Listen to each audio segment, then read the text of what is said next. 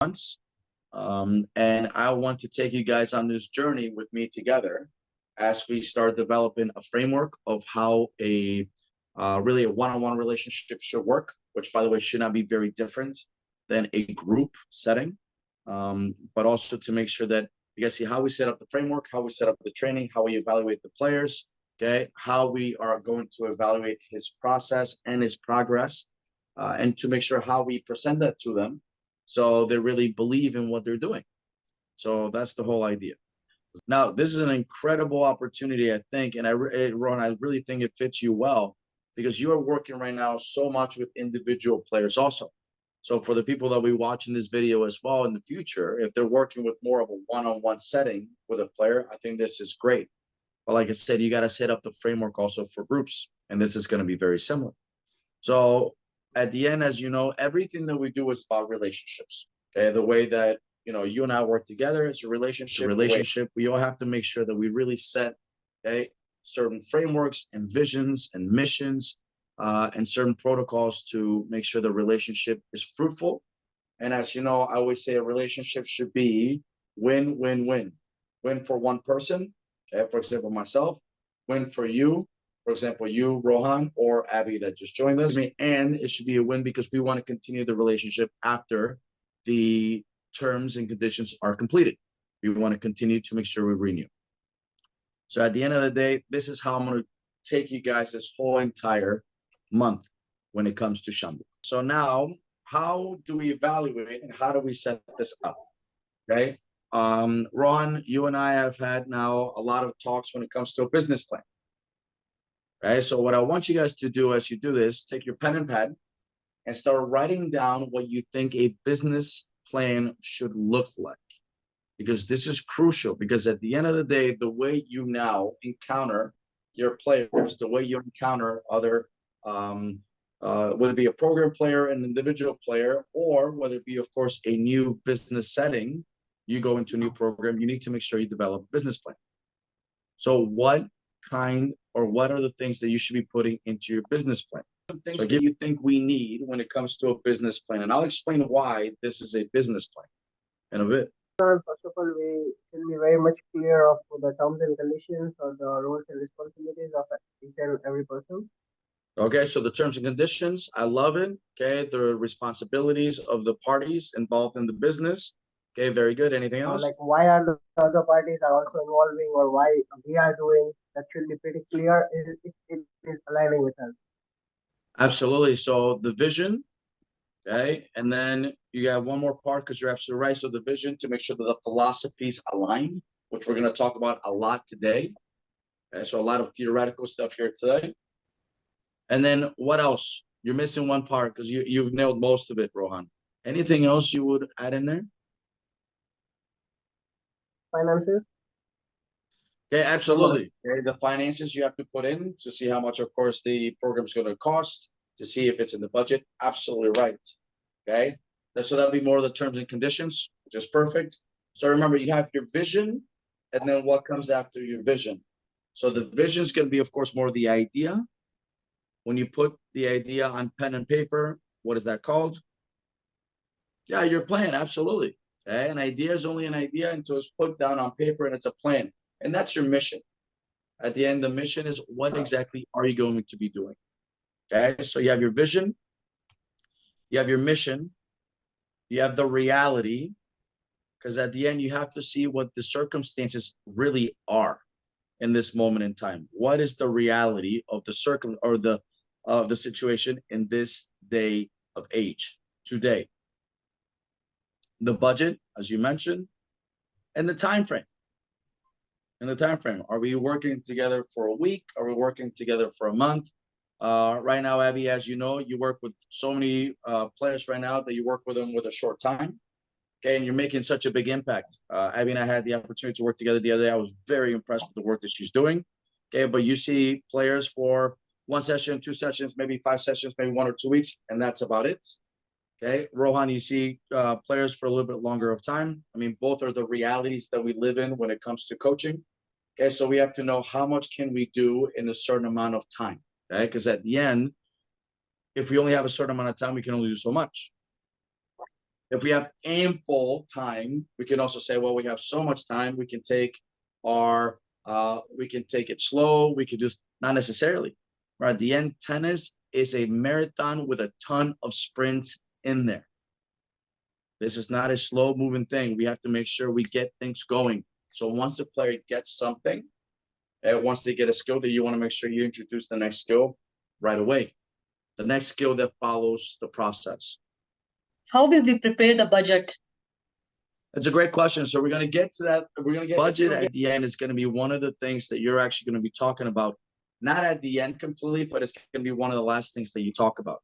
Because you want to make sure you set everything first to be able to, in a way, sell what you can do for the player with the help of them, of course.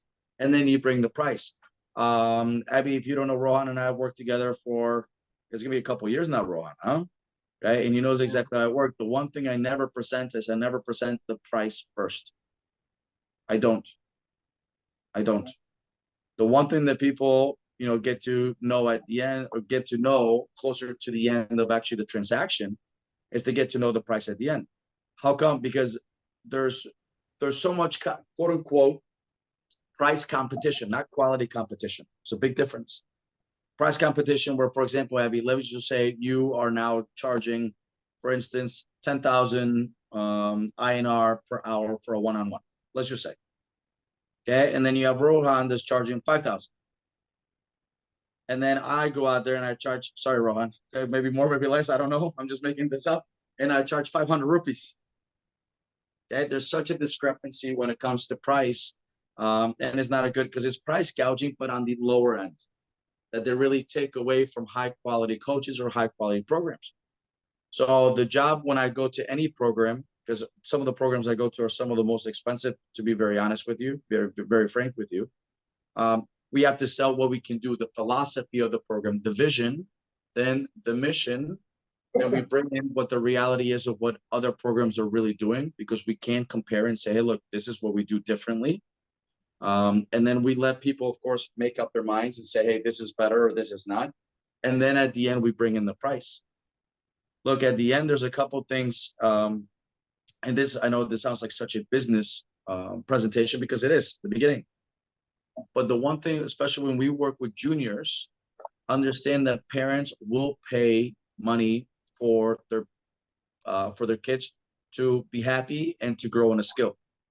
If they know that their quote unquote their investment, the money that goes into the program, is going to help the player enjoy what they're doing and really pick up skills, they'll pay. So when a lot of people say, they'll come up to you and say, well, I cannot afford it, I cannot do this. At the end, everybody can afford something that, one, they'll go and they're looking for you already. They've come to your program. But two, they can afford it. They have an idea of how much it costs. But they can afford anything if it has value. If it has value, if they really see the value of it, they'll pay it. And at the end, they should, because you two are incredible coaches, and the people will be watching this, some are very, very good coaches, where you should not be presenting the price first. You have to sell who you are first, and then you show the price. Because at the end, that's truly what they're buying. They're buying an experience with you. I just wanted to ask regarding the cost involved. How we going to evaluate? Like, what is the cost we're going to have? Yeah, it's a great question. So I'll share with you guys ideas here what we do with Shambu, okay? Because everything's gonna be completely open. So we charge these players. What we do is we survey the other programs around. Okay, so for example, what we charge in Europe is going to be very different than what we charge in India. What we charge in India is going to be very different than what we charge in Nepal. What we charge in Nepal is going to be, so you do have to survey to see, one, what is the affordability of the quote unquote household income that's going to come in and invest money in the learning program that we have. Okay, so for example, Rohan, you know this quite well. We were asking for somewhere around, what is it, 1,03,000, I believe, okay, per month. Okay, in Bangalore, when it comes to an ITF player. Okay, yeah. So something like that. It was somewhere around $1,000. Okay, 1,200, somewhere around, right? What we charge, for example, in Europe, will be something close to $3,000. Okay, so you have to know exactly where the difference is going to be. What we charge in the States, okay, it would be somewhere around $4,000, okay, per month. Okay, what we charge in Nepal, for example, we charge somewhere around $600 a month per player. Okay, so again, this is where you have to now survey what's going on. And of course, you put yourself as a high level coach, you should put yourself at the higher end of it because you're able to supply more of an experience, more of a service, more of learning for these players. That's the idea. So you do have to survey, you have to call and ask, and sometimes we call a mystery shopper, where you go out there and you grab a phone, okay, where it doesn't come up your name, and you call a certain place and you say, "This is so and so." I know Rohan's laughing because he had to do this the other day, okay. And you call and say, "Hey, I have two kids. I want to know all the programs." And by the way, every company does this to find out what the prices are, especially if you don't know the area, if you don't know the business end of it in that certain country, city, state, or whatnot. And this is something that I have to do all the time. So if I'm going to Egypt, I have to call to Cairo, let's just say, and figure out what is the academies that they have. They're quote unquote the top academies. And then from there, I now rate my price because it also cannot fluctuate where I don't do my surveys and then I charge a certain amount in one country, in the other country I don't do my surveys, and then what I do is I undercut myself, or I cannot sell my services because I'm way over what the market is. And so again, this is where you have to come in there and do some surveying. Does that make sense? The player that we have now that we're gonna take you guys through this journey. When I went back to Spain, of course, I had a really good idea of what the academies charge over there because I've been there many times now, been there for years. But we're actually closer down and closer to Valencia in Barcelona. Barcelona is a different market. They actually charge more. So what we did is we take a look at what the top academy is, and we actually charge more than that because we know the service that he's going to get is going to be much better than that. But we have to be within the range of the market. Right. So as we said, look, this is a business, and it's hard, and it's very difficult. That's not to say you take the human side out of it. No, the human side is still there. The relationship will be there, but at the end, it's still a business. It is a transaction. So if the player stays with you for a very long time, if the player stays with you for a short time, or somewhere in the middle, understand that this relationship at some point in time will end in one way or the other. Whether the player retires, whether the player moves on to another coach, whether the player decides to move to another program, it happens. Whether you decide to move to another program, where you decide that you are not going to be working with a player anymore, or whether you decide to retire or do something else, that relationship at some point will be dynamic and it will change. So understand you have to make things very, very clear from the beginning. But if your expectation meets reality, there is no conflict. If your expectation meets reality, there's no conflict. If you go into a relationship knowing that it will end or it will change one way or the other, when it changes, you already are prepared mentally to make sure that the change is positive. It's not negative. Okay. When people leave or when people move on or when the dynamics of the relationship change, it doesn't have to be a negative thing. It can be a very beautiful thing. It can be a very positive thing. It's how the mentality is set up to do this. Because if the expectation does not meet the reality, there's going to be conflict. Let's take the example now. You have a player who you've had, and then all of a sudden they leave, and you never thought they were going to leave. Internally, you're already saying, what did I do wrong? Was it me? Was it them? You're going to be beating yourself up quite a bit. Okay? So you have to make sure that we understand this relationship will verge one way or the other. Again, and it can be years, by the way. There's players that stay with their coaches for years. That's a wonderful thing. But the relationship will change one way or the other. So we have to make sure we understand this. This is why you have to set yourself up from the beginning and have a really good framework for success. So how do we do it? Right? So if you guys are familiar with dating site, maybe you're not, you swipe right and you swipe left. Okay. And a lot of us, what we used to do when we were younger is you're not even looking at the profile, you're just swiping, swiping, swiping, swiping. Okay. That's not a way to handle your players. By the way, I'm not here to give you dating advice, but maybe it should not be the best way to handle your dating also. But when it comes to the players, it's also, you have to know who you're going to have a relationship with. This is critical. This is critical to your well-being, not just the player. Because again, this is also for us. We're very, very clear with players that we are working not for the player, we're working with the player. Okay? Why? Because we want to see them succeed in what they want to do, but it's a two-way street. We are doing this because we want to see ourselves also succeed. It's not just about them. Okay. The moment we say it's all about the player, we are wrong. We're actually selling ourselves short. Primarily, it is about the player. Of course, they're the most important person, but so are we. So again, don't just swipe, okay, without filling your profile.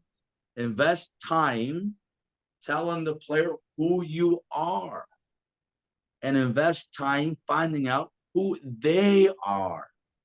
When we hire people, we always go through 3 interviews, no matter what. Okay, I always do 3 interviews, and they can be pretty quickly, or they can take a couple of weeks. Okay, and the first interview is always, I like to, talk to people on the phone. If they're local, then of course we bring them in, and I like to sit down with them. And usually, Rohan knows this. I like to sit down in a cafeteria or a cafe or a restaurant. Okay, of course, in a business setting, but I like to sit there with them because you can tell a lot when people, when they're sitting down, it's a lot more intimate. They're a lot more relaxed, actually. Okay, they're able to get some water, some coffee. It's easy. Okay, it's easy that way, and you get to know them. You just get to know them. Okay, truly, it's like a first date. It's no different than a player. When a player comes over and says, "Hey, coach, I want to work with you," literally, we do the same thing. Okay, let's sit down. Let's talk. You just get to know. You start asking about, what are their goals. Okay, about their family, and I start asking some personal questions. What's your family life like? Okay, how much, and again, and I don't come this outright and say it, but we'll go out there and kind of start asking about how much involvement their parents are in their training. If there is, how is the relationship between mom and dad together? How's the relationship between you and your father, you and your mother? All these concepts. Do you have different siblings? The siblings, are they older or younger? Do they do other sports or play instruments, or are focused more on school or whatnot? So you start getting all this information. Then the second interview is the most important one to me. This tells me everything. So one thing that we make every single player or coach, but player in this, even here, is we have them send us the ideals. We have them send me the ideals. So in other words, I ask them, okay, if you're the head coach, if you're the director, if you are now, I'm the coach of this singular player here directly, send me your ideals. Okay, if you were the coach, what would you like from the player? Okay, and the player will tell you, I want to be playing twice a day. I want to have a physical session for an hour. I want to have Thursdays off. I want to be traveling to so many tournaments, blah, blah, blah. So they give you all the ideals. If they were the coach, if we were to switch roles and they take my position and I take theirs, what would they want from themselves? Because at the end, what they're doing is they're actually writing their job description. That's what they're writing. At the end, you now get to see if their philosophy matches our philosophy perfect. Because let's just say everything matches to you. It's a no-brainer. You work together. You're fitting right there.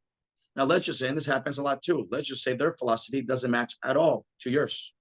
It's also a no-brainer. Hey, thank you for the time. Thank you for the coffee or the lunch. Okay, this is not going to be working. But let's just say now theirs, okay, their philosophy almost matches yours. Okay, just one thing off or 2 things off. Then you're able to negotiate. You're able to ask him, okay, well, look, you want Thursdays off? I think Wednesdays are better because we're playing men's 15. A lot of the qualifying is going to be on Saturdays or Sundays. So if we take Wednesday off, then we have Thursday and Friday. Saturday we start peaking, or Sunday we start peaking. So that should be our microcycle for the week. Okay, coach, that makes sense. Then it's easy. There's your negotiation. Okay, if they say no, I still want Sundays off. Okay, then maybe it just is not going to work out. But you ask the player, which you did with this player, to write down all the ideals, and then you tell them your ideals, and you say, okay, this is going to work. Now, once the ideals work together, again, that's your profile, right? We get back to this dating app. So now we both swipe right. We read everything when your profile matches their profile. Then it's a no-brainer. You can say, now we move to the last part. Okay. And that's going to be, okay, you lay out the rules of engagement. You lay out the terms and conditions. And in the terms and conditions, you're going to have the budget. Okay. So now let's take this to the coaching environment. If you're hiring me and we've now matched profiles, then what we do now is you send the contract package and you say, hey, look, this is what it looks like, the hours of work, blah, blah, blah. No different than the player. This is what it's going to look like. This is what what your ideal was, and it matches our ideals. This is now put on paper or on the computer, on a drive. And they get to see we are working now Thursday through Tuesday. Wednesdays are day off, active recovery. We're now training a total of 22 hours a week. We're doing mental training so many days. All the things they're able to see in line. So you're setting the expectation. That way it meets the reality. Okay. Questions on this? So now we both swipe right. We like what we hear. We like what we see. So now it's time to really get to the contract. Because this is not only, of course, again, it's not just for the player contract. This is a player coach contract. It has to go both ways. It's not just the players there to do whatever the coach asks or guides. No, the coach has to, of course, be held accountable also. So we make every single player sign this contract and they go through it. There's small changes. I always like to sit with the player before we start. Let's go through it. We sit with the player before we start. All right, we sit down with the player and we go through every single point. Every single point. We don't skip one point. Right? And then we make sure we're in agreement. They might disagree on some things. Okay? So, for example, let's run through a couple of these so we have a good idea. But then I'm going to show you where there was a disagreement on this the other day and actually agree with the player. I said, hey, it makes sense, especially because now with this player, we live together. Literally, he's in the other room sleeping right now before practice tomorrow morning. Player coach team contract. Again, we put some of the philosophy in there, some of the vision that we have. Okay, one of the biggest things I put in there is you see where it says team. This is critical for players to understand. There is no I in team. Now, you might get a smart-ass player, like I used to be, and say, well, there's a me in team. Yeah, there's a me. But no, in this, it's about us and about we. We, the team. Us make choices together. All these things, but there's no I. Okay? This is critical for the player to understand. All right. For the player, so you have an idea. We go through respect, being respectful to your coach. It sounds obvious, but here it's on paper and it's in writing. Respect the facilities at home base and treat other facilities with the same respect. Right now, Shamuk and I are in a facility. We're in two different facilities here in Thailand. They're not our home. They're our temporary home, if you will, but they're not our permanent home. We have to make sure we go out there and treat it with extreme respect, like if it was our home or even better. Well, I like to leave a place cleaner than when I found it. It makes us look better. It makes us look like we care. So where we were today, and we've been the last couple of days, there's some things that are not in order. We go and we clean it up and make it look better. And by the way, it's changed the environment already. They see that we are high level, not only players and coaches, but we're high level people. Respecting your training partners and coaches' opinion. Again, we are training with someone else. Right now, they have their own coach, of course, even though now they've given me a total of 3 boys to work with, because they see the benefit of what we can do with these boys. But my job when I first met them was, well, boys, what are you guys working on? What do you want to work on? I have my player right now with Shamuk. Shamuk, we know exactly what we're going to be working on, but we have to match the other side. So, for example, today we had an incredible young man. His name is Pine. And Pine wanted to work on volleys. Well, we're working on 3s and 4s.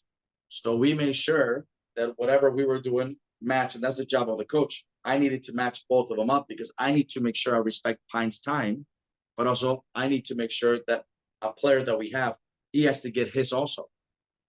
So it cannot be just a one-way street. Now, let's just say for whatever reason, one player needs something and the other player needs another, and they really, really do not match. So just imagine it serves both of them, something like that. Of course, you have to get creative. And you might say, hey, look, for 5 minutes, can we do this? The other 5 minutes, we can do that. Fine. But a really good coach, for the most part, will make sure that both of them match one way or the other. Okay. Have positive behavior towards your training partner and coach. So now they're respecting their opinion, but you make sure that if a ball, let's just say this happened today, a ball is hit, the other player, the ball's out. Okay, let's say they're rallying, they're being cooperative. Okay, and they go and they bust their ass and they hit that ball. Well, we need to make sure that we go out there and hit the ball back to them, because if they bust their ass to get that ball and show much effort, you cannot just say, screw your effort, I'm just going to stop the ball. No, you have to continue. You have to make sure to respect the other side. If the other side, for example, if we're working with someone and the player, and we know we say something to a player, okay, then the other player is going to be waiting a little bit. You want to make sure that when you're done talking, and it's got to be quick, that the player feeds the ball and they start right away, because you cannot have the other side waiting too long. So this is now understanding the whole entire dynamics of everybody involved, and you have to keep everybody involved. Again, I'm there with my player, Shamuk, right now. Pine is not my player, even though he's pretty much, we've adopted him to an extent.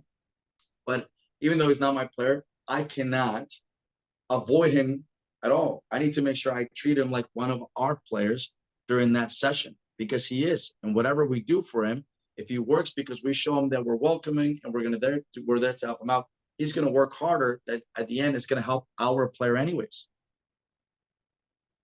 Keep your personal problems aside and focus on your goal during practice. I'm sure you probably have done this. I'm not sure. Is when you travel with a player right now, we live together. Period. Okay. So there is a certain point in time that, for example, I tell him, Shambu, from this time to this time is my personal time.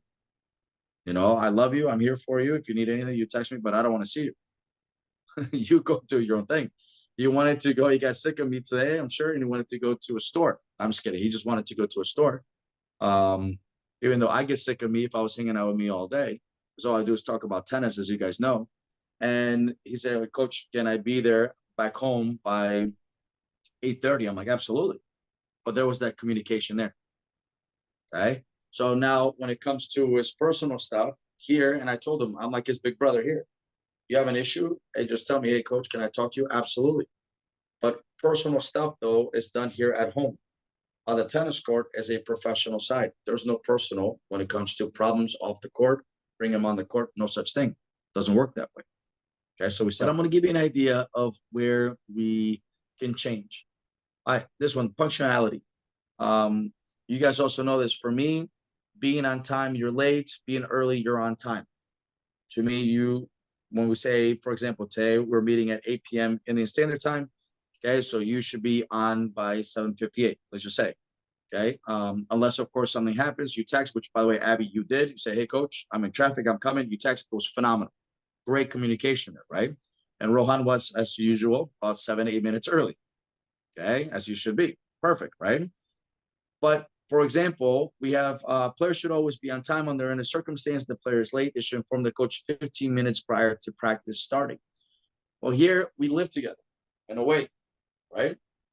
And I told him, look, as long as you tell me, okay, within 5 minutes before we start practice that you're going to be late because maybe he was at Uniqlo or whatever, then that's fine.